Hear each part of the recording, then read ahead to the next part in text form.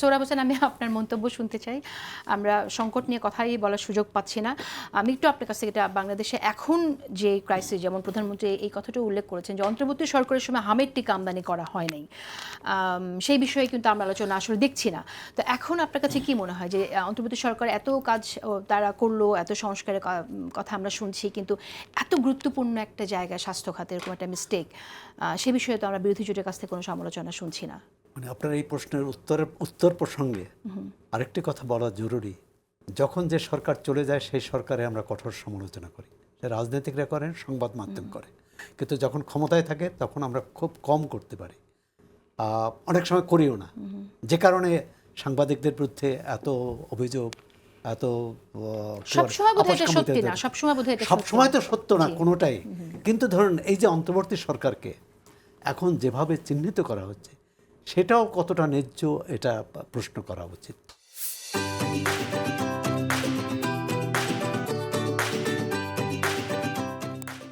কারণ অন্তর্বর্তী সরকার সবটাই খারাপ ছিল, তাহলে তো আমাদের 5 আগস্টের আগে চলে যাওয়া উচিত না। সবটা খারাপ ছিল তো কেউ বলছেও না মনে হয়। আবার একইভাবে এমনকি ফ্যাসিবাদী সরকারের যেটা ভালো ছিল সেটাও স্বীকার করা উচিত, যেটা ভালো করেছে।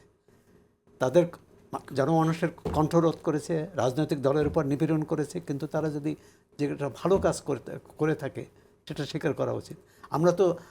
আমরা তো শুনেছিলাম যে ভারতের সাথে টানেল করেছে এখান থেকে পাচার করে দেওয়ার জন্য। এখন তো দেখলাম যে সেই টানেল দিয়েই জ্বালানি বা তেল আসছে। সুতরাং এখন যে মানে সমস্যাটি প্রথম হচ্ছে সরকারি দল ও বিরোধী দল তারা এখন এই মুহূর্তে সংকটটা অনুধাবন করছে কিনা। কারণ করলে কিন্তু এটি নিয়েই আমরা দেখলাম যে প্রায় 1 মাস হওয়ার পরে বিরোধী দল মুলতবি প্রস্তাব আনার চেষ্টা করেছিল, কিন্তু সেটা গ্রহণ করা হয়নি। কিন্তু এই প্রস্তাবটা কেন আগে আনা হলো না?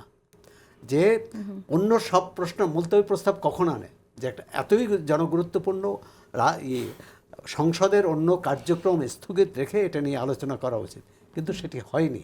তাহলে মানুষ বুঝতে পারত যে সরকারি দল কি এই সমস্যাটা কিভাবে দেখছে, বিরোধী দল কিভাবে দেখছেন এবং কিভাবে সমাধানটা আসা যায়।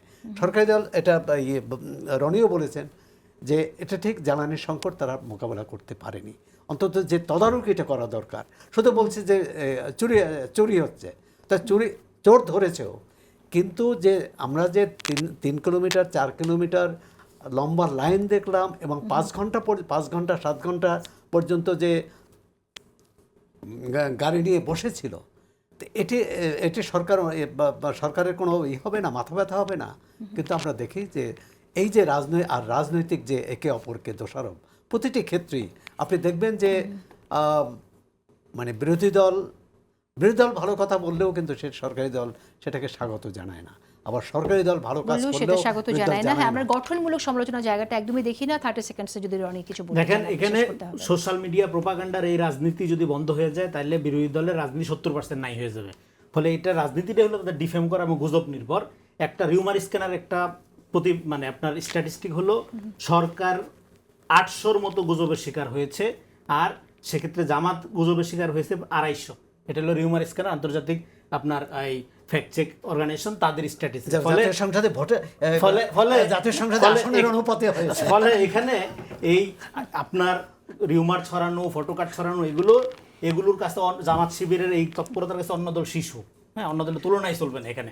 আর বরং যেটা ধরেন চরিত্র হন্যার এইগুলি করার পরে ফটোকার্ড 6 লাখ হয়ে যাওয়ার পরে বিএনপি যেটা করে এবার কাউন্টার দেওয়ার জন্য দেয়। বিএনপি আমি কখনোই দেখাইতে পারবেন না যে এটা শুরু করছে বিএনপি।